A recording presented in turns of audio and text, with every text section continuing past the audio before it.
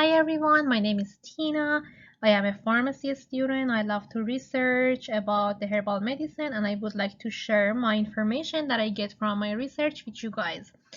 So today's video, as you can see in the title, is about the body's temperament based on the herbal medicine. So I know that this video is totally different than my previous videos since they were about beauty, but I am planning to make more of these kinds of videos so you can learn how you can detect any disease that you might have in different parts of your body, so you can use many herbal remedies for relief or treatment of your disease at home. I know that the herbal treatments effect might be very lower than the chemical treatments, but I know that they would have less side effect than the chemical medicine. The herbal treatments work very slower than the chemical treatments, so it needs patience to get the best results. So I am noticing at the beginning of my video that I am not a doctor, so all my recommendations in this video are not replaced instead of chemical treatments, medicines. So if you have any disease or you feel sick, it's better that you see your doctor. He is the father of modern medicine, as you can see in this slide, and his name is Avicenna or Abu Ali Sina, and he was born in Persia, and he's a Persian physician and a philosopher, and he created a system that is still being used in Europe, Iran, and many other countries. He also wrote two books that they are translated in Greek and Latin, and the names of these two books are the books of healing and the canon of the medicine, and he explained step by step and briefly about the herbal medicine and the disease and how you can use the herbal medicine to treat the disease. So in this slide, we are talking about the four elements in the nature, because the nature is composed of these four elements, which they are fire, earth, air, and the water. And also the Greek philosophers and the Avicenna, they believe that the human's body is made of the four elements. So that calls the principle of the Avicenna's system. Also, the philosophers believed that these four elements linked to four seasons. So as you can see here, fire is linked to summer season, air is linked to a spring season, earth is linked to autumn season, water is linked to winter season. So why I'm saying that? Because all of these four elements, they have their own features or properties. So for example, what is the properties of the fire? Fire is hot and warm, summer is hot and warm, so there is a connection between these two. Air, it's fresh, so the properties of the air is fresh, and the spring season is more fresh than other seasons, so there is a connection between these two. Earth is dry, autumn season is dry, so there is a connection between these two. Water is cold and the winter is cold, so there is a connection between these two.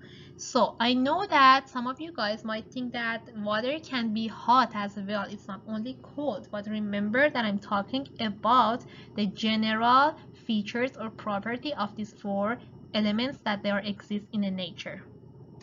So in this slide, we want to know how these four elements can be produced in the human's body. Well, it depends on the food that we are eating.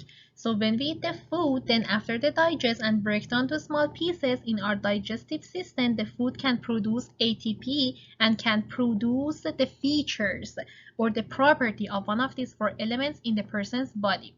I know that it might sound a little bit weird or for you guys or hard to understand, but I try to make this PowerPoint and to make these materials simplest as much as I could. So, for example, it sounds so weird for the doctors in Avicenna's system if they wanted to say, okay, the food that the person eat produce the fire in the person's body or produce the earth or air or water. Instead, they come and use another words, which they are the words that they have more meaning. So, for example, if you take a look at the pictures here, they say that the food that this person eat produce the sanguine type in this person's body, or the food that this person eat produce the choleric type in this person's body, or the food that this person eat produce the phlegmatic type in this person's body, or the food that this person eat produce the melancholic type in this person's body. For example, the food that this person eat produce cold and dry because the feature of the food was cold and dry, or the feature of the food was cold and moisture, or hot and dry, or hot and moisture in my next slide, I'm gonna explain with an example what I mean by that.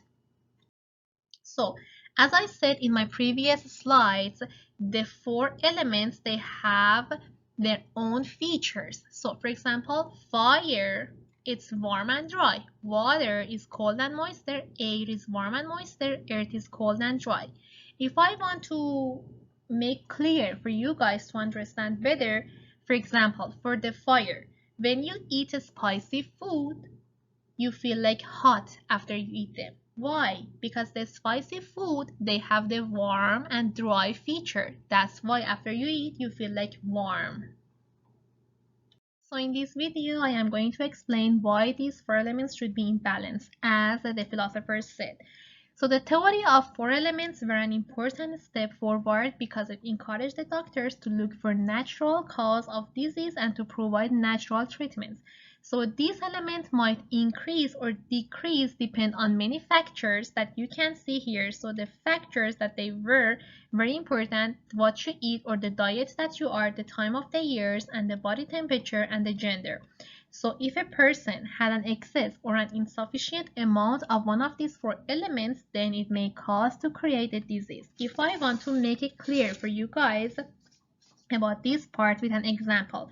For example, if a person had a fever, the doctors in Avicenna's decades could figure out the cause of the fever by looking at the Avicenna system, and they said, well, the fever means the person's body temperature is high, so it shows that the person's body's property is hot. So we need to treat this person by changing its diet and giving some herbal medicine that can get it back its bodies to balance. Okay, so in this slide, I am talking about the connectivity between the four elements and the person's personality and temperament. For example, the choleric property, which is fire, personality. Okay, so for example, if a person eats hot and dry food a lot, which you can see the picture that shows, for example, like a spicy food, as I said in my previous slides, that person can tend to have a hot and dry personality. That's the personality of that person. They are some of those, but we can find more personality for that person. For example, that person's body frame is tend to be muscular, skin is softness and dryness, and their hair is oily and thick, and the person is talkative, flexible, funny, imaginative, emotionally cheerful, bold, excited, and moderate to deep sleep.